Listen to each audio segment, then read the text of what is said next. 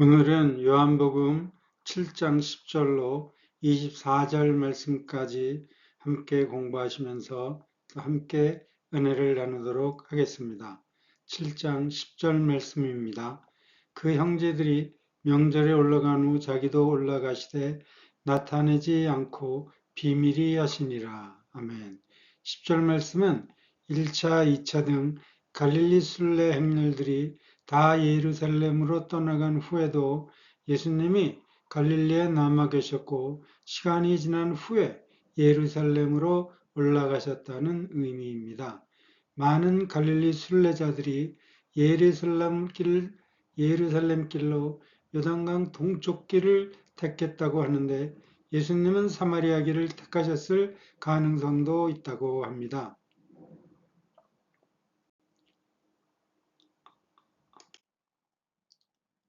엘리캇 주석책 그리고 케임브리 주석책 등은 자기도 올라가시되라는 말씀에서 알 수 있듯이 목적지인 예루살렘이 정확히 언급되지 않았기 때문에 8절에서 예수님이 올라가지 아니하노라는 말씀대로 예루살렘에 올라가지 않았다고 설명할 수 있다고 합니다.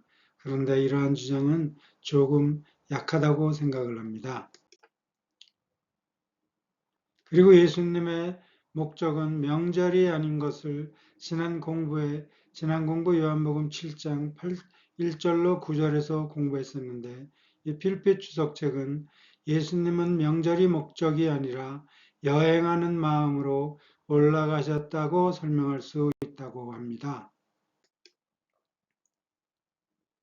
벤슨 코멘터리 주석책은 예수님이 비밀히 움직이신 이유는 로마 정부와의 마찰을 그리고 유대 종교 지도자들과의 질투와 시기심을 피하기 위함이라고 합니다. 예수님이 눈에 띄게 움직이셨다면 얼마나 많은 사람들이 몰려들었겠습니까? 로마 정부의 관심을 끌지 않았겠습니까? 예수님은 이러한 상황을 방지하시고자 비밀히 움직이셨다고 생각을 합니다. 11절 말씀입니다. 명절 중에 유대인들이 예수를 찾으면서 그가 어디 있느냐 하고 아멘. 11절 말씀은 예수님이 갈릴리 순례자들과 함께 움직이지 않으시고 따로 움직이셨기 때문에 행방을 알 수 없어 유대인들이 예수님을 찾기 시작했다는 뜻입니다. 예루살렘으로 들어오는 성문은 사방팔방에 많이 있었지만 북쪽의 갈릴리에서 오는 사람들이 사용하는 문 혹은 문들은 정해져 있었을 것입니다. 문 앞에 서 있으면 예수님이 오시는 것을 알 수 있었을 것입니다.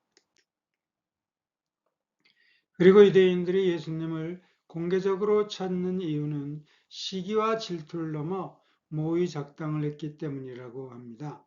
예수님을 죽이려는 모의 작당은 약 1년 6개월 전에 5장의 6월절 치유에서 시작되었습니다.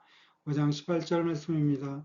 유대인들이 이를 인하여 더욱 예수를 죽이고자 하니 이는 안식일만 범할 뿐 아니라 하나님을 자기의 친아버지라 하시며 자기를 하나님과 동등으로 삼으리라. 아멘. 요한복음에서 유대인들이란 표현은 대부분의 경우 예수님의 적대 세력입니다. 그가라는 표현은 예수님을 비하하는 표현이 아니라고 합니다. 요한복음 1장 8절에서도 예수님은 그로 표현되었습니다. 8절 말씀입니다. 그는 이 빛이 아니요 이 빛에 대하여 증거하러 온 자라. 아멘. 12절 말씀입니다. 예수께 대하여 무리 중에서 수군거림이 많아 혹은 좋은 사람이라 하며 혹은 아니라 무리를 미혹하게 한다 하나. 아멘. 12절에서 수군거림, 이 논란이 된 것은 예수님의 인격이라고 합니다. 6장에서는 가르친 내용이 논란의 대상이 되었습니다.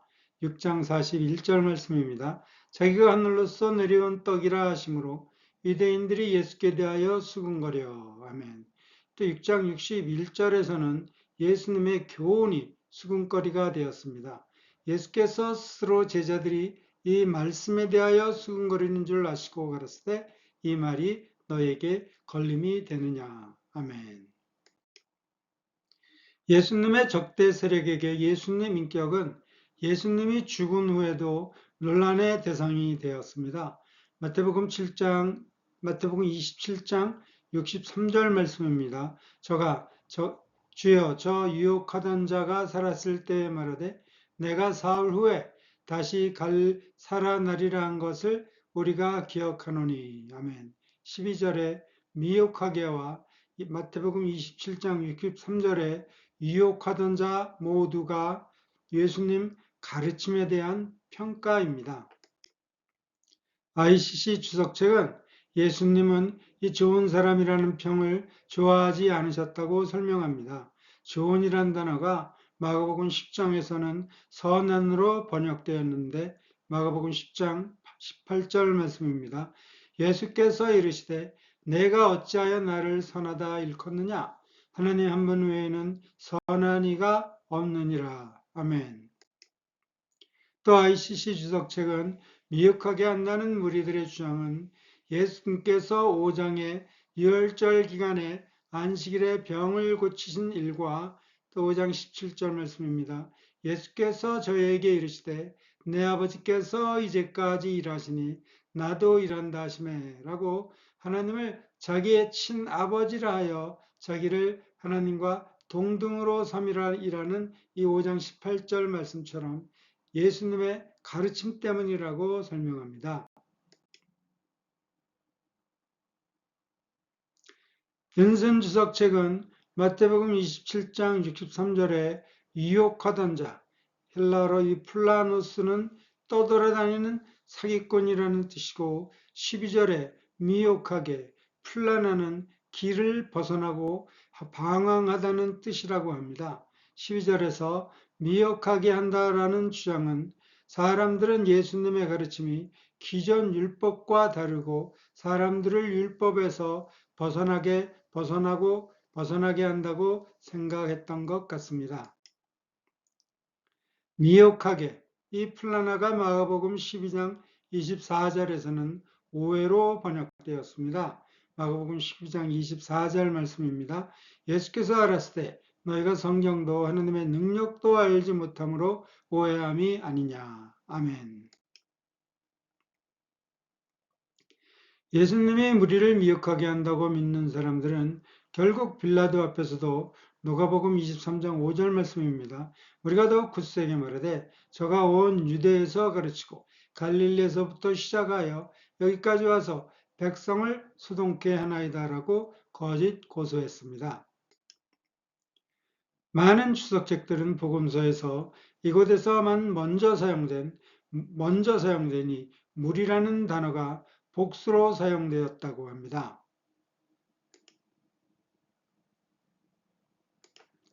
이 단어죠. 이 단어가 복수로 사용되었다고 합니다. 그리고 나중에 사용된 이 무리, 단수라고 합니다. 그리고 벤겔 주석책에 의하면 무리가 복수로 사용되어서 무리 중에는 다양한 의견이 있음을 혹은 각기 다른 지역 출신의 사람들이 있었음도 알 수 있었다고 합니다. 두 번째 무리는 단수로 모든 백성을 미혹해 한다는 뜻이라고 설명합니다. 그리고 수군거림이 많아는 이편 저편 등에서 무리를 지어 수군거림을 했었음을 알려준다고 합니다. 성전이 넓으니까 이 구석 저 구석에서 사람들이 모여 수군거렸겠죠. 그리고 케임브리 주석책에 의하면 수군거림은 불평불만이 아니라고 합니다. 그리고 이 퓰핏 주석책에 의하면 많은 수군거림이 있는 이유는 예수님을 볼 수 없었던 걱정들에 대한 수군거림도 포함되었다고 합니다. 드러나게는 13절 말씀입니다. 그러나 유대인들을 두려워함으로 드러나게 그를 말하는 자가 없더라. 아멘. 드러나게는 헬라어로 파르레시아입니다. 우리는 7장 14절에서 나타내소서를 공부하면서 ICC 주석책을 통해서 헬라어 파르레시아는 대담함, 용기, 자신감, 솔직함 등 끊임없는 등의 뜻을 알았고 이 주로 요한 1서 사용된 의미에서는 담대함, 담대한 등으로 번역되었는데 하나님을 향한 인간의 담대한 태도를 나타내는 데도 사용되었음을 알 수 있었습니다. 대부분의 주석책들은 수군거림하는 사람들, 즉 예수님을 좋은 사람이라고 평하는 사람들뿐만 아니라 미혹하게 한다고 평하는 사람들조차 드러나게 말할 수 없었다고 합니다. 별빛 주석책은 예수님이 무리를 미혹하게 한다고 수군거리는 사람들조차 자신들의 정죄 방식이 종교 지도자들의 방식과 다를까봐 드러나게 목소리를 높이지 못했다고 합니다. 얼마나 일반 백성들이 정말로 힘들게 살았는가를 종교 지도자들의 탄압 속에서, 탄압이라기보다는 그 사람들의 권세에 눌려서 살았는가를 알 수 있는 대목입니다. 14절 말씀입니다. 이미 명절의 중간이 되어 예수께서 성전에 올라가사 가르치시니. 아멘.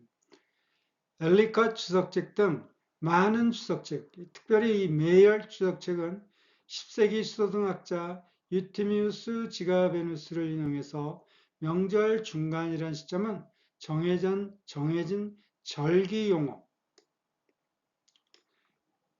모에드 또는 모에드 카톤, 즉 명절의 중간 혹은 작은 명절이라고 합니다. 그러니까 우리들은 알 수 없었지만 이 명절의 중간이라는 단어가 유대교 종교 언어였던 것이죠. 예수님은 우리가 공부했었던 가장 중요한 첫날 성회에는 참석하지 않으셨습니다. 초막절이 7일이 계속되니까 꼭 안식일에 그 중에 하루는 안식일인데 명절 중간을 안식일이라고 주장하는 주석책들 중에서 특별히 벵겔은 요한복음 7장 말씀을 인용해서 예수님이 성전에 등장하신 날이 안식일이라고 설명합니다. 7장 22절입니다. 모세가 너에게 할례를 주었으니 그러나 할례는 모세에게서 난 것이 아니요 조상들에게서 난 것이라. 아멘. 그러므로 너희가 안식일에도 사람에게 할례를 주느니라. 아멘. 안식일이어서 예수님이 안식일을 언급하셨다는 주장이라고 생각합니다. 15절 말씀입니다. 유대인들이 기이 여겨 가로되 이 사람은 배우지 아니하였거늘 어떻게 그를 아느냐 하니. 아멘. 15절로 24절 말씀은 주석책들 사이에 아주 큰 해석의 차이가 있는 것을 제가 읽었습니다. 대부분의 주석책들은 헬라어, 히브리어는 물론이고 이 라틴어까지 라틴어 문헌까지도 예로 들 정도로 공부를 아주 많이 한 학자들에 의해 쓰여졌습니다. 제가 옳다 그르다 판단할 수 있는 위치가 아니기 때문에 비록 많은 차이가 있는 해석이라도 소개시켜 드리겠습니다. 해석에 많은 차이가 있는 것을 감안하시고 영상을 시청하시기를 부탁드립니다. 15절 말씀입니다. 유대인들이 기이 여겨 가로되 이 사람은 배우지 아니하였거늘 어떻게 그를 아느냐 하니. 아멘. 유대인들은 물론 중교 지도자들이고 배운 사람들입니다. 이들이 예수님이 배우지 아니한 사실을 알고 있는 까닭은 물론 배운 사람들이 바리새인도 하고 서기관도 하지만 회당에 이 전국 네트워크가 잘 되어 있었기 때문이라고 생각합니다. 회당 교육의 중심이고 회당이 교육의 중심이고 회당에 연락하면 사람의 교육 여부를 쉽게 알 수 있었을 것입니다. 사도행전 9장에서 사도 바울은 다메섹 회당으로 갈 공문을 요청하는데 이러한 사실로도 회당 조직이 얼마나 잘 꾸며져 있었는가를 알 수 있습니다. 저는 종교 지도자들이 기이 여긴 이유는 예수님의 가르치신 내용 때문이라고 생각합니다. 그 내용이 상당히 수준이 높아서 교육을 받지 못했다고 여겼던 사람이 어떻게 이렇게 수준 높은 강의를 할 수 있을까라며 기이히 여겼다고 생각합니다. 종교 지도자들만 기이히 여기며 놀란 것이 아니라 예수님 설교를 들은 사람들은 모두 놀랐습니다. 예수님이 가버나움 회당에서 가르침을 들은 사람들의 반응입니다. 마가복음 1장 22절 말씀입니다. 무슨 사람이 그의 교훈에 놀라니 이는 그 가르치시는 것이 권세 있는 자와 같고 서기관들과 같지 아니함이러라. 아멘.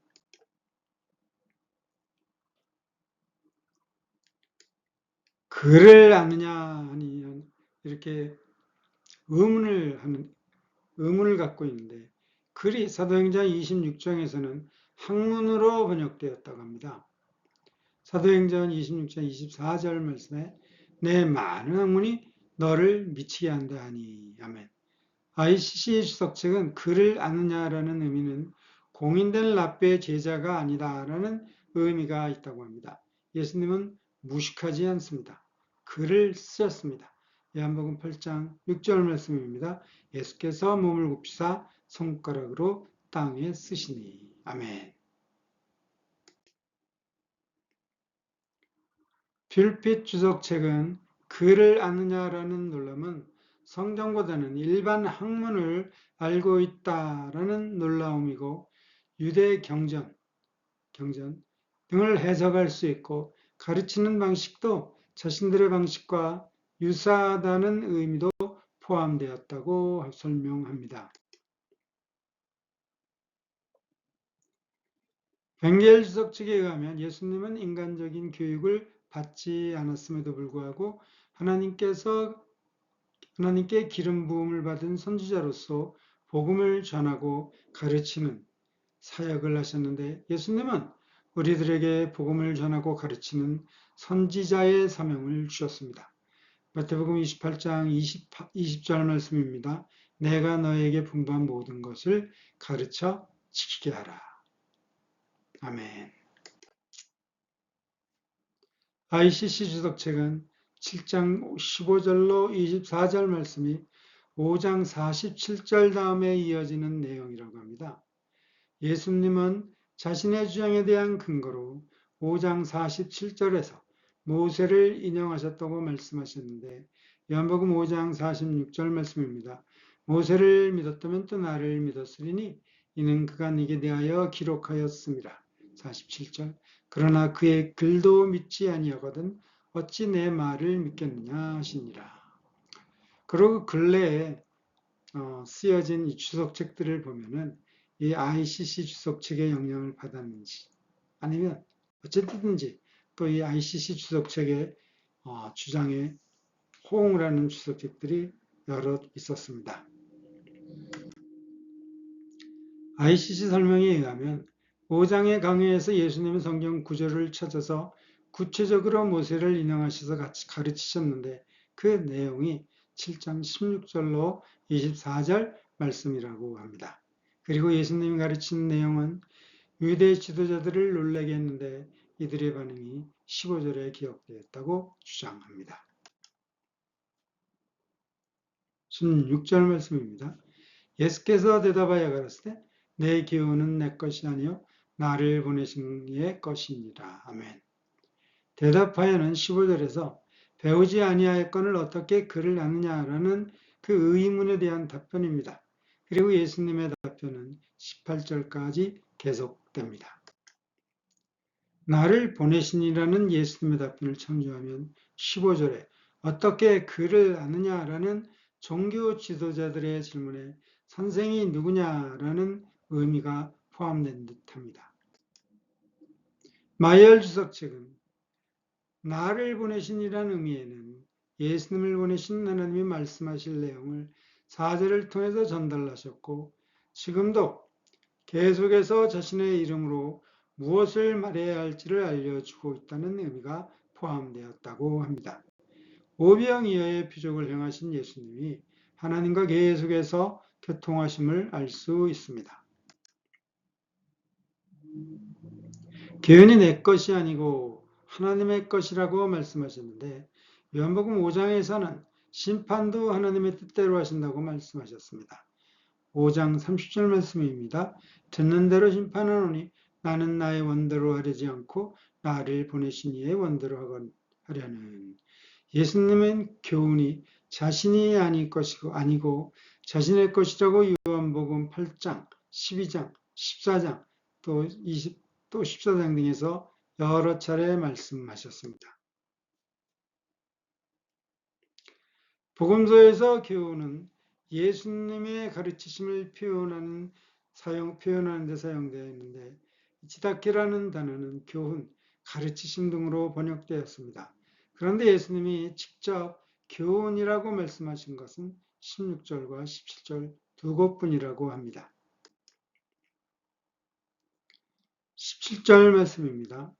사람이 하나님의 뜻을 행하리 하면 이 교훈이 하나님께로서 왔는지 내가 스스로 말함인지 알리라. 아멘. 방금 전에 교훈이 하나님이라는 것이 요한복음 8장 이후에서 여러 번 반복되었음을 우리가 공부했었는데 이 요한복음 7장까지 사람이 하나님의 뜻을 행하리 하면이라는 주제는 여러 번 반복되었습니다. 4장 33절에서 나의 양식은 나를 보내신 이의 뜻을 행하며 또 5장 30절에서 6장 또 38절에서 이렇게 여러 번 반복되었는데 아마도 뜻을 행하는 것은 그리고 7장 후에서 교훈이 또 강조된 것을 보면은 뜻을 행하기 위해서는 교훈을 알아야 한다고 생각을 합니다. 뜻을 행하는 것도 좋지만은 하나님의 뜻을 알아야 제대로 행하지 않겠습니까? 엘리컷 주석책은 17절에서 중요한 것은 행위가 아니라 의지라고 합니다. 행위는 믿음의 결과이지만 예수님 말씀은 그 믿음에 앞서 존재하는 의지, 곧 하나님에 따르려는 인간의 결심이 중요함을 강조합니다. 그 결심이 있어야 행함이 있는 거죠. 하나님의 뜻을 따르는 마음을 갖고 있어야 하나님의 뜻을 깨닫게 된다는 의미이기도 합니다.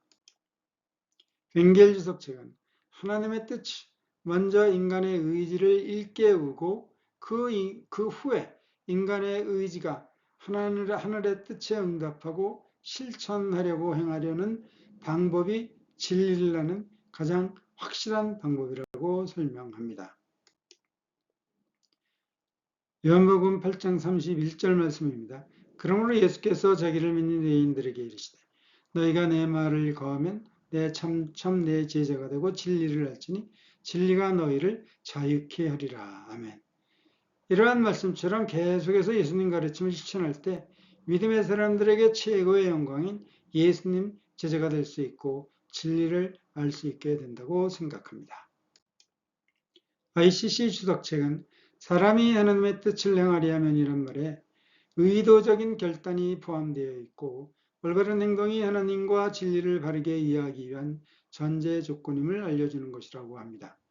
그리고 이러한 사실은 마태복음 7장 21절 나더러 주여 주여 하는 자마다 천국에 다 들어갈 것이 아니요 다만 하늘에 계시는 아버지의 뜻대로 행하는 자라야 들어가리라. 아멘. 말씀을 통해서 또 확인할 수 있습니다.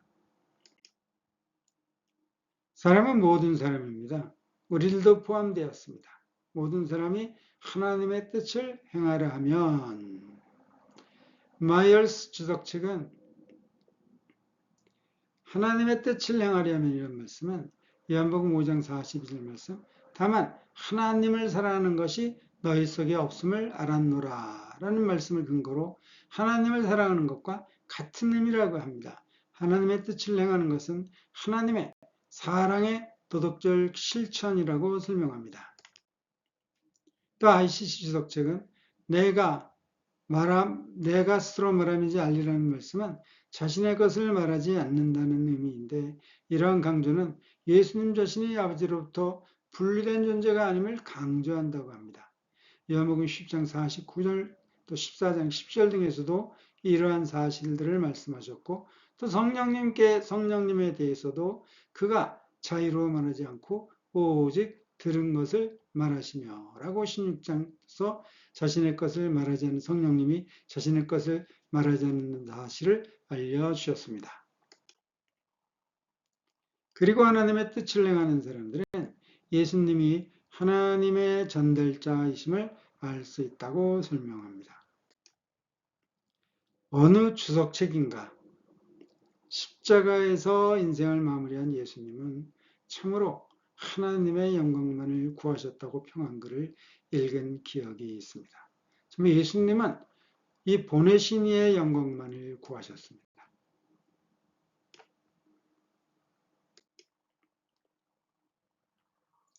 마이엘 주석책은 28절 말씀의 형식은 아리스토텔레스의 3단 논법과 유사하다고 합니다. 대전제가 있고 소전제가 있고 그리고 결론이 있다는 것입니다. 바한스 주석책에 의하면 스스로 말하는 자는 자신에 대해 말한다는 의미가 아니라 하나님으로부터 보내심을 받지 않고 자기 권위로 말하는 자를 의미한다고 합니다. 하나님으로부터 보내심을 받은 자는 오직 예수님뿐입니다. 벵겔 주석책은 헬라어로 자는 강조되는 지시 대명사이기 때문에 참된 자는 바로 그 사람뿐이라는 의미가 있다고 합니다. 빈슨 주석책 또 마이엘 주석책에 의하면 참된 이의 이 참은 반대 개념은 거짓인데 거짓 대신 불의가 사용되었습니다. 불의에 사용된 이 아디키아는 도덕적 부패, 본성, 불의함을 뜻한다고 합니다. 거짓보다 더 도덕적으로 부패한 의미의 불의를 사용하셔서 예수님의 순수성, 참되심을 강조하셨다고 합니다. 거짓은 요한복음 8장 44절에서 사용되었습니다. 엘리카 주석책은 또 등 여러 주석책들은 불의를 5장 10절과 18절 말씀에 안식일을 범했다는 지적과 관련지어 설명을 합니다. 반면에 ICC 주석책, 특별히 이 마이얼 주석책은 18절 말씀은 안식일 논쟁이 아니고 예수님의 진실함을 강조하는 표현이라고 합니다. 불의가 없다는 말씀은 예수님 사역이 하나님의 진리에 근거하였다는 사실을 알려주는 말씀이라고 주장합니다. 예수님이 안식일에 관한 말씀은 7장 27절 1절부터 하셨다고 합니다. 만약에 18절 말씀이 안식일에 혹은 안식일 일에 관한 말씀이 아니라 해도 18절 말씀이 15절에서의 종교 지도자들 질문에 대한 대답이라면 자기 영광만 구하는 사람들은 종교 지도자들을 가리키는 게 확실합니다. 또 19절 말씀입니다. 모세가 너에게 율법을 주지 아니하였느냐? 너희 중에 율법을 지키는 자가 없도다. 너희가 어찌하여 나를 죽이려 하느냐? 아멘. 조금 전에는 안식일 사건이다. 아니다. 이런 것으로 주석책들이 반박을 한 서로 다른 주장을 했는데 이번에는 율법의 범위가 율법 전체를 의미한다. 혹은 살인을 금하는 계명에 한정되었다라고 크게 두 개의 주장이 있습니다. 특별히 제가 소개시켜드릴 주장은 벵겔의 주석책과 엘리컷 주석책인데 이 두 주석책에는 율법을 매년 7년의 안식년 초막절에 낭독되는 율법이라고 주장을 하고 있습니다. 7년마다 돌아오는 안식년의 율법 낭독은 하나님의 명령입니다. 신명기 31장 10절 그들에게 명하여 이르기를 매 7년 정기 면제년의 초막절에 온 이스라엘이 내 하나님 여호와 앞에 그곳에 택하신 곳에 모일 때 율법을 낭독하여 온 이스라엘로 듣게 할지니. 그리고 신명기 1장부터 6장 3절 말씀까지 낭독되었다고 합니다. 예수님 너에게 율법을 주었다고 말씀하시면서 율법과 거리를 두셨습니다. 너희. 빈슨 주석 책은 주지라는 동사 형태가 서원마다 달라 단순 과거형 혹은 현재 완료 동사가 사용되었는데 단순 과거 동사로 사용된 경우 과거에 주어진 율법을 의미하고 현재 동사가 사용된 경우 율법을 받고 계속해서 율법을 지킨다는 의미가 있다고 합니다. 모세가 너에게 율법을 주지 아니하였느냐? 너희 중에 율법을 지키는 자가 없도다. 너희가 어찌하여 나를 죽이려 하느냐? 아멘. 이 길 주석책 등 많은 주석책에서는 약 1년 6개월 전부터 종교 지도자들은 5장의 안식일 사건으로 더욱 예수를 죽이고자 했었는데 죽이는 것은 살인하지 말라는 율법 위반이기 때문에 예수님께서 율법을 지키는 자가 없도다라고 말씀하셨다고 합니다. 그런데 필핏 주석책에 의하면 이러한 해석은 설득력이 약하다고 합니다. 구약에는 살인이라 불리지 않는 죽음의 경우들이 너무 많이 등장하고 있기 때문이라고 설명합니다.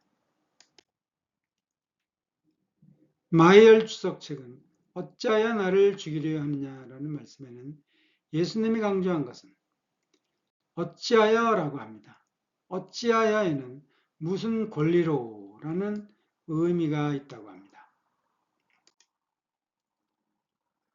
또 이 주석책은 무리는 예수님 적대세력인 유대인들뿐만 아니라 요한복음 7장 12절에는 좋은 사람으로 평했던 사람들도 포함되었다고 설명합니다. 그리고 이들은 대부분 절기를 맞아 예루살렘에 온 순례자들로 예수님의 죽음을 도모하는 음모에 대해서는 알지 못했었다고 설명합니다. 20절 말씀입니다. 우리가 대답하되 당신은 귀신이 들렸도다. 누가 당신을 죽이려 하나이까? 아멘. 예수님이 어찌하여 나를 죽이려 하느냐고 종교 지도자들에게 말씀하셨는데 대답이 엉뚱한 무리로부터 나왔습니다. 누군가 나를 죽이려 한다는 망상은 정신적으로 크게 문제가 있는 사람들의 전형적인 증세라고 생각을 합니다. 무리는 이러한 증상을 귀신 들렸도다라고 표현했습니다. ICC 주석책은 귀신 들렸도다라는 표현이 마태복음 11장 18절에서 세례 요한의 금욕적인 생활을 설명하기 위해 사용되었고 그리고 요한복음 8장 48절에서 종교 지도자들이 또 요한복음 10장 20절에서는 백성들이 예수님을 귀신 들린 자로 모함했었다고 설명합니다. ICC 주석책은 귀신 들렸다라고 판단하는 것은 놀라운 가르침을 주시던 분이 누군가 자기를 죽이려 한다는 사악한 의심을 갖고 있는 것에 대한 놀라움이지 결코 적대적 악의에서 나온 것은 아니라고 설명합니다. 그러나 벵겔 주석책은 귀신이 들렸다라는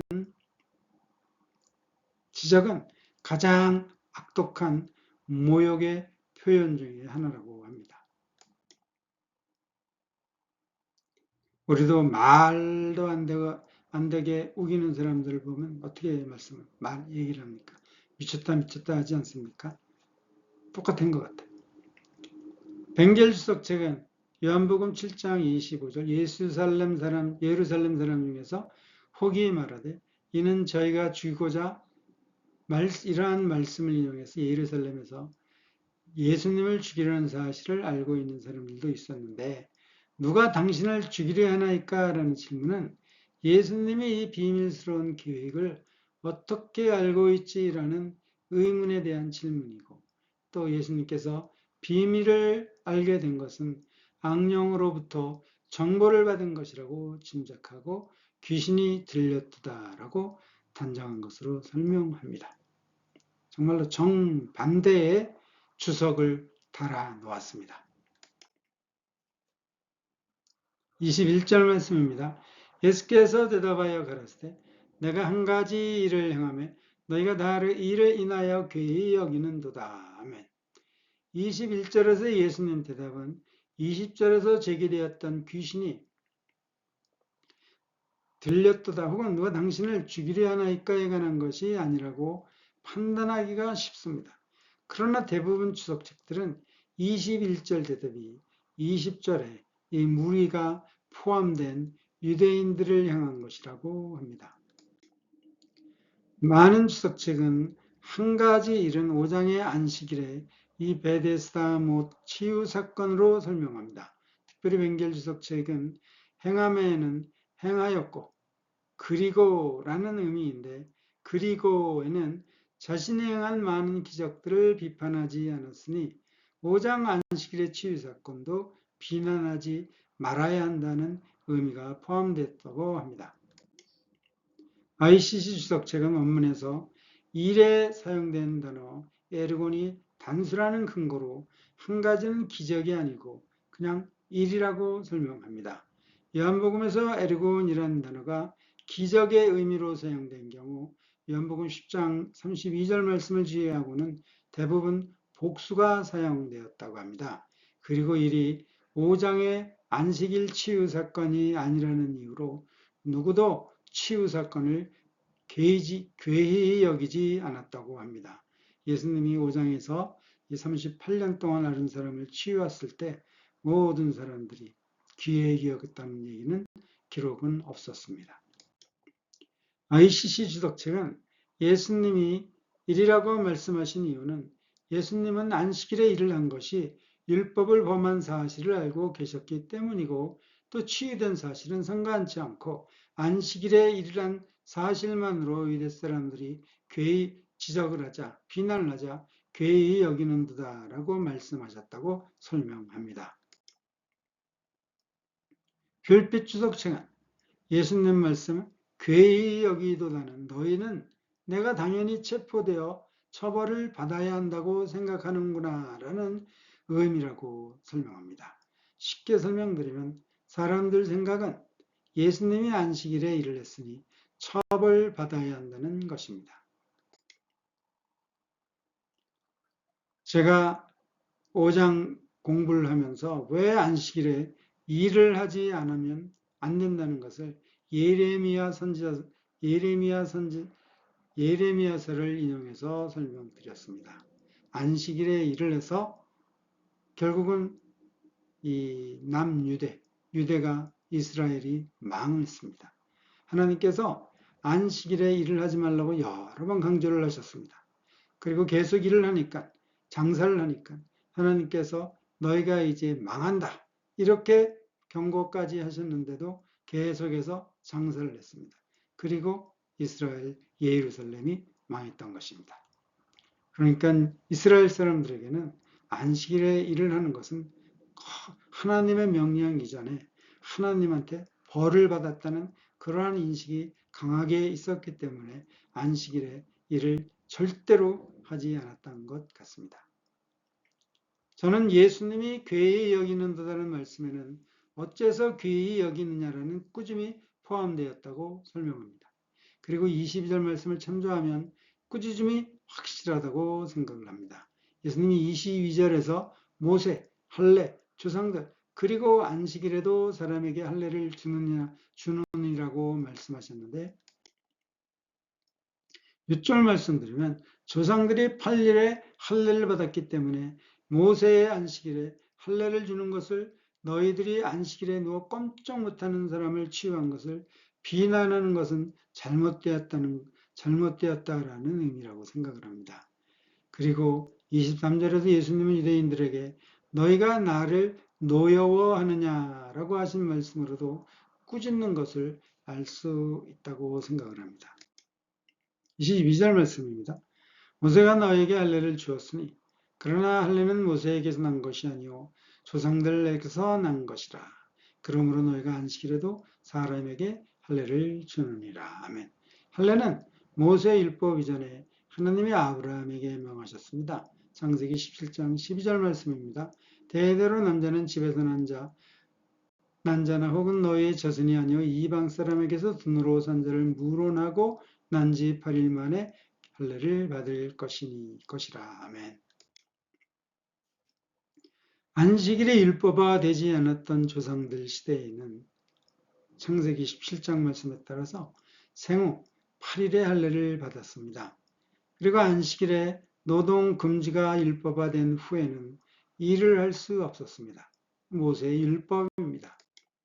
만약 태어난 지 8일에 할례를 받아야 하는데 이 날이 안식일이라면 모세의 안식일 율법은 잠시 효력을 잃고 할례를 받을 수가 있었는데 그 까닭은 조상들의 할례 규례인 8일 후가 우선순위였기 때문입니다.